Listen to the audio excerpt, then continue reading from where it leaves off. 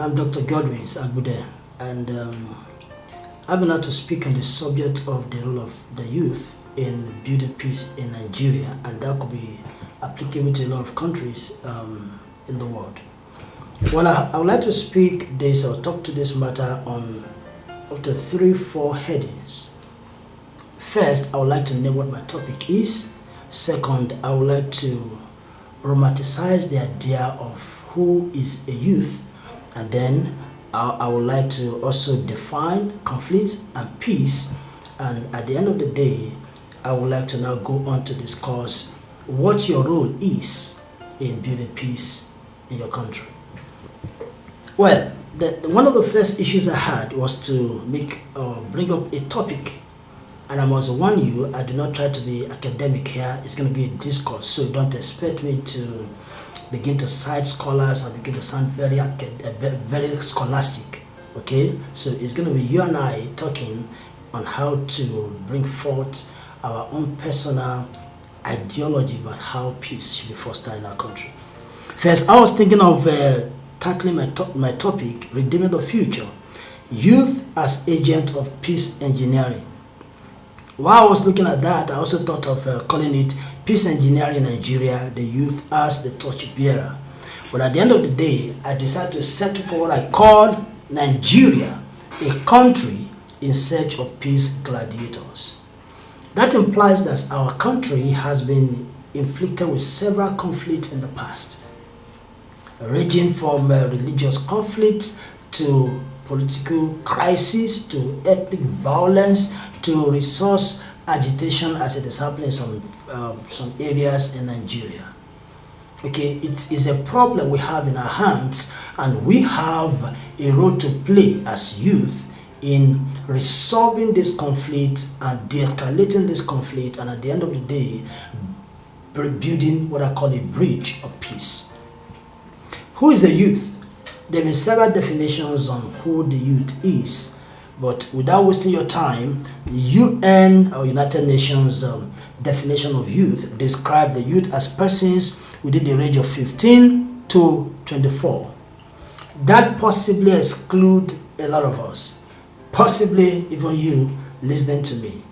But African Youth Charter, all right, describe the youth as a person within the range of 15 years to 35 years. That possibly widened the gap a little and included you and I in it. But politically, it's been said that a youth is a person within the range of 18 years to 50 years. That widened the gap further. I am included, you are included.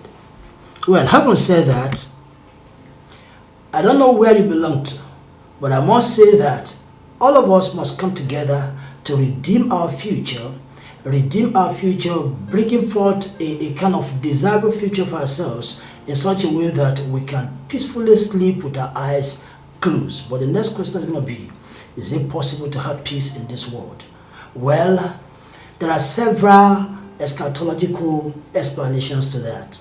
But let me just simply say that in the past, we used to have what we call the peace zone and the conflict zone. The way the world has gone today is as though there is a collapse in that kind of a linguistic appellation. There are no place again that you could call a peace zone. Why? Because conflict has become the common experience across the nations of the world. What is conflict? Well, I put it down here that conflict is absence of peace. It can also be referred to as a disagreement. It can also be referred to as violence or disharmony in a system. This is conflict. But let me zero it down to the concept of violence. Violence can be referred to as more harmful. Of course, there are several categories of violence, but more harmful compared to conflict, because there could be conflict without necessarily resorting to violence. I hope you get that distinction. Like I said, I'm going to go gradually until we get to what you are supposed to do as a youth in order to build peace in our society.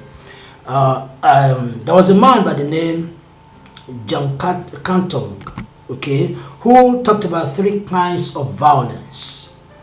Number one, he talked about physical violence, and that has to do with inflicting physical injuries on people. That is common today, all right? And he also talked about structural violence. Well, most times, structural violence can lead to what you call physical violence. And structural violence has to do with corruption in the society, bad governance, improper or lack of proper infrastructure.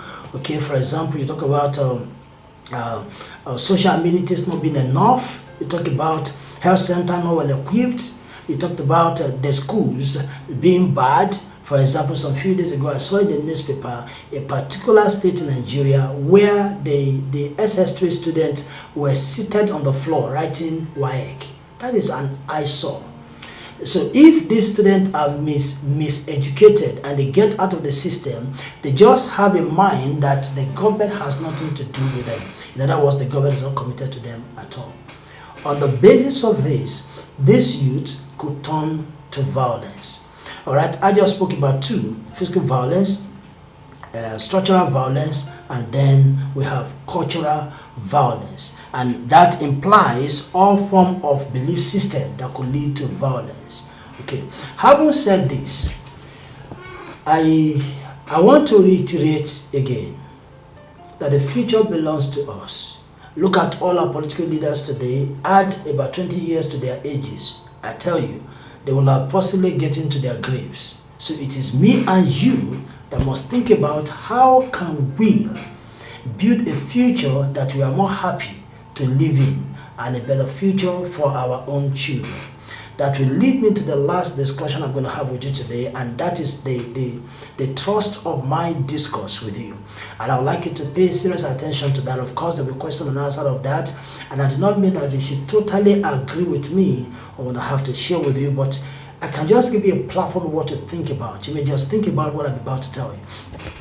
How do we as youth contribute to peace or foster peace in our society? To my mind, the first thing I think we should do as youth is to do what I call creating a clear vision for ourselves. What is your personal vision in life? If you go back and check those youth who got involved in violence and possibly got their lives cut short, you'll find that some of them do not have a plan beyond the plan that one man who offered money for them to go and carry gun or steal ballot paper or get involved in terrorism or get involved in what we call domestic violence or political violence is a product of such youth not having a clear-cut vision of what they want to do for themselves in life. Then, not to sound as a motivational speaker, what is vision? I would simply say vision is a compass for life. In other words, the kind of creation, the kind of ideology, the kind of ideas you have created, the kind of dreams you have built your life around that you want to achieve for yourself. Look at me today. I work with some youth that you can never tell them to go and get involved in violence, no matter how much you try to push them and offer money. Why? Because they know that one, violence will cut off their dream. Two, violence could also cut off their lives.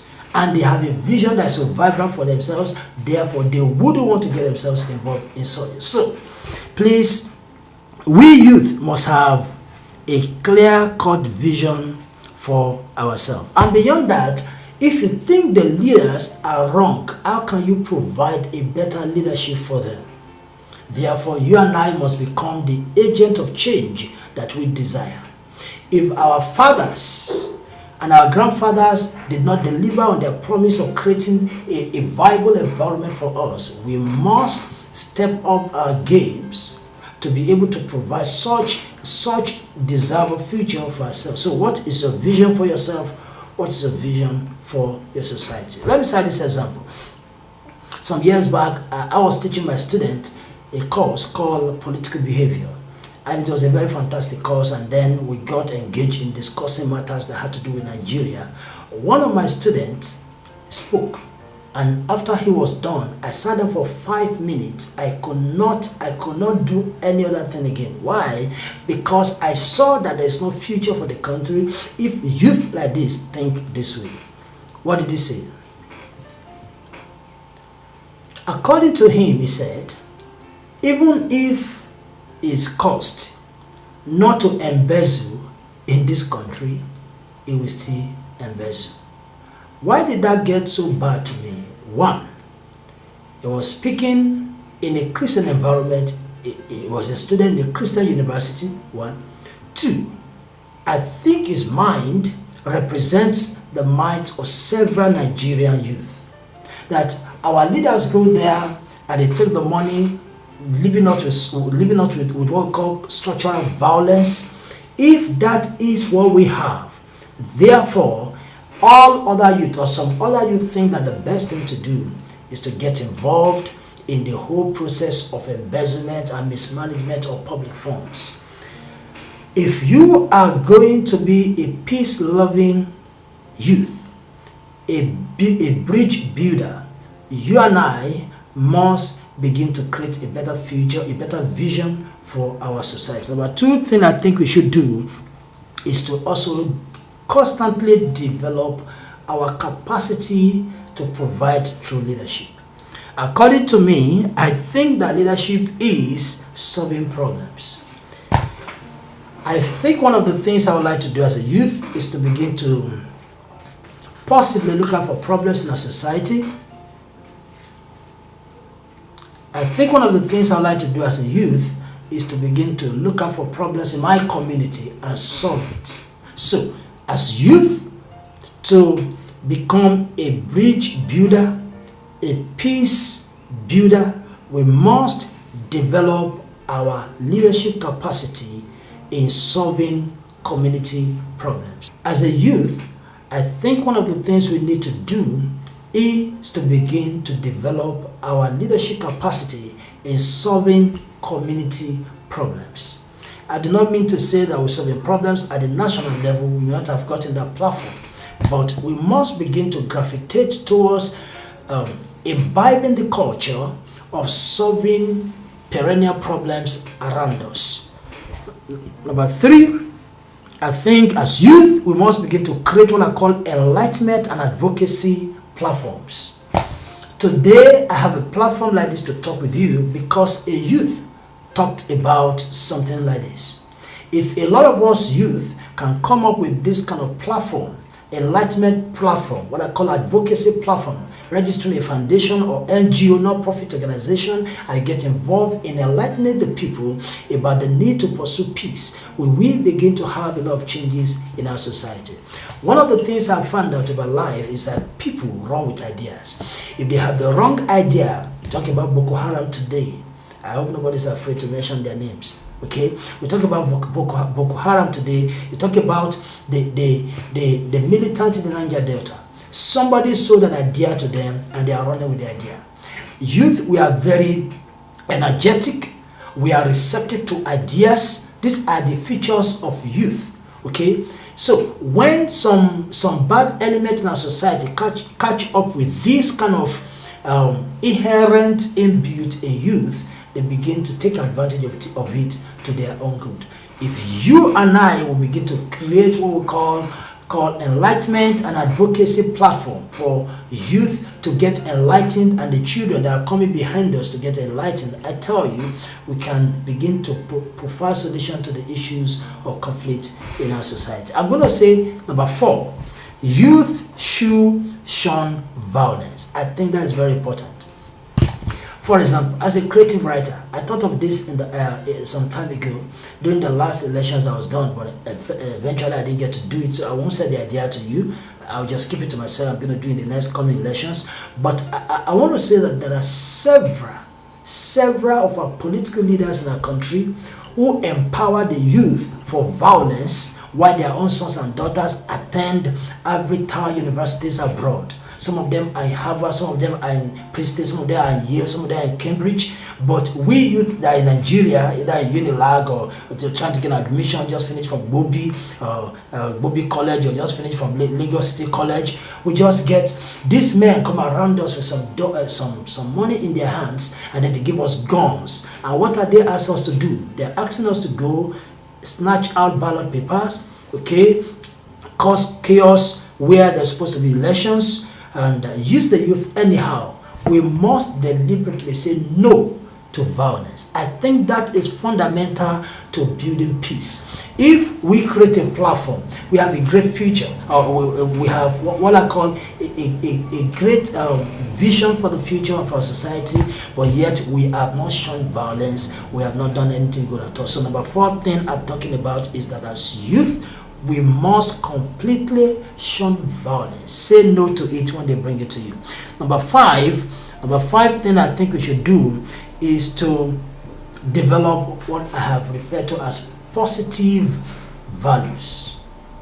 There are several positive values we need to build in ourselves, and that begins in our one-on-one relationship with people around us. One of such is what I've called the spirit of tolerance. I must be able to tolerate my roommate in school. I must be able to tolerate my colleagues in the office. I must be able to tolerate other passengers in the vehicle. If I deliberately live my life according to the dictates of these good value systems, I could possibly translate to becoming an effective peace builder in my country. I also talk about what I call respect for other people's opinion. We have some other youth who don't want to listen to any other person except themselves. Okay, that is so important that we have to consciously build that into ourselves. That means that somebody can have an opinion that's different from yours. That doesn't mean that the person is different from you. It's just an opinion. Okay, we should be tolerant. We should also respect other people's opinion. In the discussion forum, I would like you to also contribute to other value systems you think we should have to develop as youth. One of the things I found out about habits, I'm going to sound very vulnerable here. I used to have an apartment some years back in a particular area, and the apartment had no bathroom. So the bathroom we used was a makeshift bathroom that was outside the building. So it's almost to the main road. So we go to take a bath in that apartment, in that bathroom. One of the things that usually happen is because sometimes is that sometimes when you are taking your bath and then the wind is blowing, the whole thing can collapse on you. So when I go to take my bath and I've poured the water with the bowl in my hand to almost to the middle of the bucket, I carry the whole bucket, I pour it on my head, and I quickly rub myself and go inside. After some time that my status changed, that I got a 3-bedroom flat with an inbuilt toilet. That old habit still followed me to this 3-bedroom apartment. I'll be taking my bath when there was no shower. I'll be taking my bath with the bowl in my hand, and then I get to the middle, and then I pour it on my head again. Then I remember, hey, I made this mistake. Every day that I took my bath in that 3-bedroom apartment, I tried hard to break the old habit of always carrying the bowl at the middle of the water. At the middle of my bathing. Excuse me. From that, I came to realize that when you build a habit into you, it becomes more difficult for you to break away from it. And therefore, appealing to us, one of the ways to become a peace builder in our country is to begin to consciously build the habit of positive values into ourselves. All right? I hope I'm not too vulnerable there. It's so important that I make that as an example. Number 3 is what I call, number 6 now. Are you following me? Number 7. I think I'm in number 7.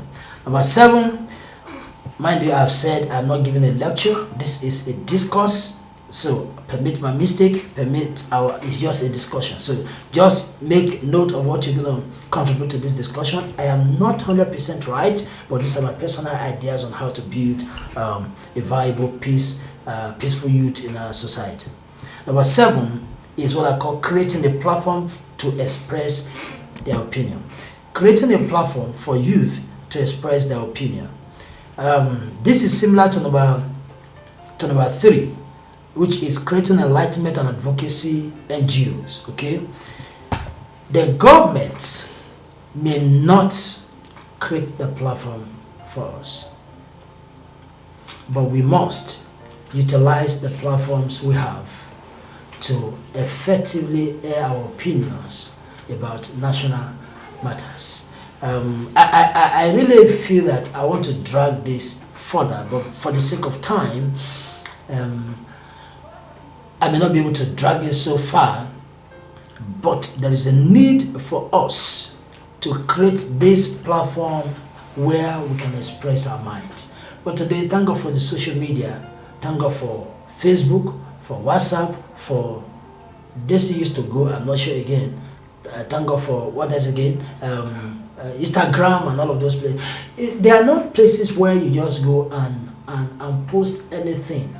We can begin to express our minds positively. Use these social medias to engineer peace in our society. Of course, because you may not have the money for the traditional media.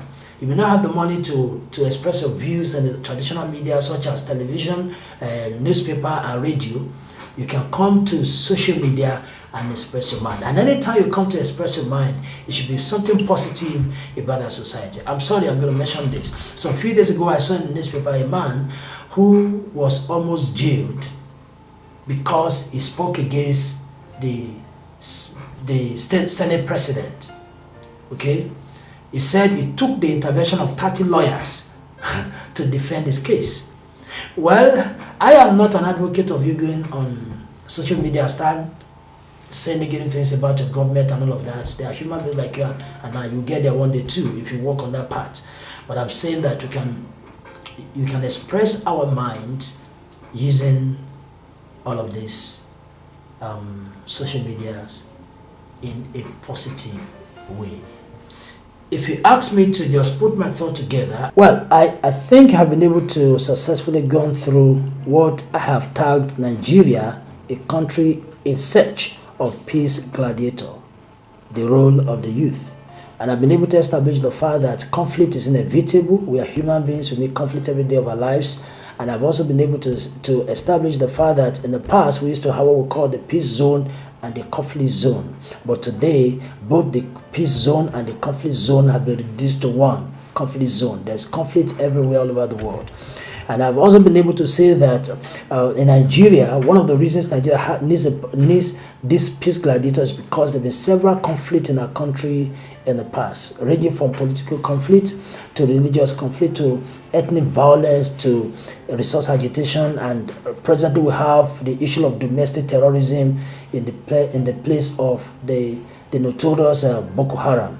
And what exactly is the youth, or who is the youth? And we say that according to United Nations, the person between the age of 15 to 24, African Youth Charter says that the person between the age of 15 to 35, and we say politically is 18 to 50. Whichever way, I'm saying a youth. And then I talked about conflict, and I talked about the place of violence, and I talked about 3 types of violence according to a scholar: physical violence, structural violence, and cultural violence. And then I move on to talk about the things we need to do as peace builders, the role of the youth, what is exactly is expected of us as youth. And I said that for us to effectively be peace builders, one, we must have a clear-cut vision of our own future. We must craft out a vision that we want for ourselves, take responsibility for our lives, and have something desirable we want to achieve for ourselves in the future. And I said beyond that, we must have a viable vision for our society too. That our vision should not be narrow-minded to what you want to achieve for yourself. What about what you want to achieve for this society? I also mentioned the place of developing our leadership capacity in solving problems. We must be able to begin to build ourselves in de-escalating conflict and not escalating conflict. Number 3, I also talked about the fact that we should create what I call enlightenment and advocacy organizations. In other words, create platform where we can become peace builders. Okay. And number 4, I talked about the place of avoiding violence. Don't play into the galleries of those who have money and give you money to kill yourself while their own sons and daughters are studying abroad. And we also talked about the place of developing positive values. In other words, we must begin to inculcate into ourselves these values that will help us to live peacefully with ourselves, with other people, and then be able to pass that to other people in a larger society. I talked about the value of tolerance and respect for other people's opinion. And I also talked about the place of creating a platform for youth to express themselves. The government will not do that, okay? But we must begin to take advantage of the social medias in expressing our mind, even if we cannot afford the traditional medias because of the cost of being on traditional medias. With all of this, I believe that discussion can assume from there. How can you have a future, a vision for yourself? How can you translate your personal vision into a community vision? Okay, these are issues we may begin to discuss in this forum. And also the place of leadership capacity. How do we build our leadership capacity? These are issues that we can also discuss. And how can I, as a youth, have what I call an advocacy that is peace-driven? Some few days ago, I was talking to a young man about the need to have what we call advocacy for good governance in a state. Okay, these are platforms we can create and begin to pursue that. I believe that with these few words, we can generate more content for how we can be part of a peaceful society. You have a role to play. I have a role to play. So all of us have to become peace agents. Thank you.